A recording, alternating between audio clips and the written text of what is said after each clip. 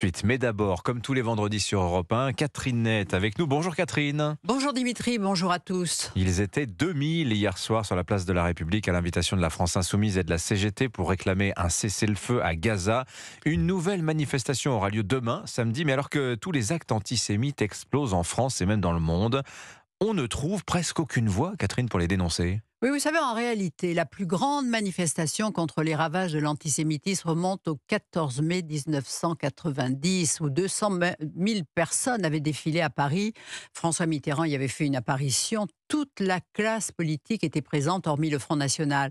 C'est qu'il s'était passé un événement perçu comme l'acmé de la violence antisémite. 40 tombes avaient été profanées au cimetière juif de Carpentras. Laurent Fabius, le président de l'Assemblée nationale, en avait décrit l'horreur aux 20h de TF1 avec une incroyable crudité de langage. Il disait: on a sorti un corps et on l'a retrouvé empalé avec une pelle de manche. Et là, je traduis plutôt. Vous voyez, un cauchemar. C'était une violation du sacré qui portait atteinte aux vivants à travers leur mort, une transgression sauvage du tabou le plus ancien, le respect des morts. Et ce méfait n'avait pas été revendiqué. Le ministre de l'Intérieur, Pierre Joxe, avait désigné les coupables, le Front National. Oui, c'est que cette manifestation était aussi une mise à l'écart de l'extrême droite. Une effigie de Jean-Marie Le Pen portant la phrase « Carpentras, c'est moi » était brandie sur le parcours, accusation réfutée à haut cri par l'intéressé. 6 ans plus tard, un skinhead avouait en être l'auteur avec 4 de ses amis. Ils appartenaient à un groupe nazi.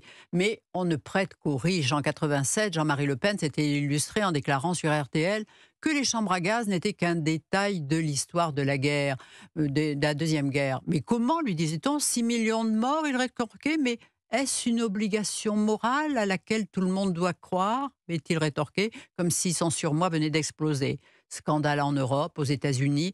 Il disait cela alors qu'il présidait un groupe de 35 députés à l'Assemblée nationale, un groupe au Parlement européen. Un voyage en Israël était organisé par des amis pour sa rencontre avec Ariel Sharon. Projet ajourné, bien sûr. Jean-Marie Le Pen n'a jamais voulu s'excuser. Il s'est lui-même mis hors jeu. Tout de même, en 2002, il était arrivé second à la présidentielle derrière Jacques Chirac, mais devant Jospin. Oui, mais il y a eu d'autres manifestations tout de même, Catherine, contre l'antisémitisme en France. Oui, en février 2019, parce que les actes antisémites étaient en hausse. Alain Finkielkraut a été molesté, traité de sale sionisme par des gilets jaunes. Alors on avait défilé en France à l'initiative d'Olivier Faure, à Paris, Édouard Philippe, et la moitié du gouvernement était présent. Jean-Luc Mélenchon, lui, défilait à Marseille, mais 9 mois plus tard, il participait à la marche contre l'islamophobie organisée par des organisations islamistes au milieu d'une foule qui scandait Allah Akbar. Et il signait là sa grande bascule islamo-gauchiste. Alors la multiplication des actes antisémites en France en ce moment, les massacres du 7 octobre en Israël par les terroristes du Hamas, justifierait aujourd'hui une nouvelle manifestation de soutien envers les Juifs. Oui, sûrement, mais avec le risque de jeter de l'huile sur le feu. Le 7 octobre est une défaite pour Israël. Ces gouvernements n'ont pas su protéger les victimes.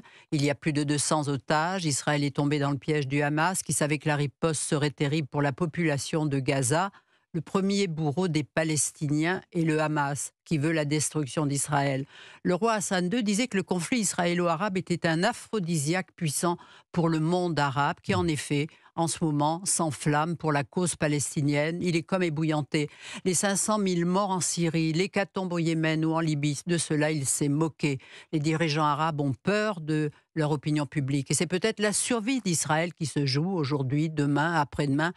Israël ne va pas éradiquer le Hamas comme il n'a pas éradiqué le Hezbollah malgré une occupation de 20 ans au Liban.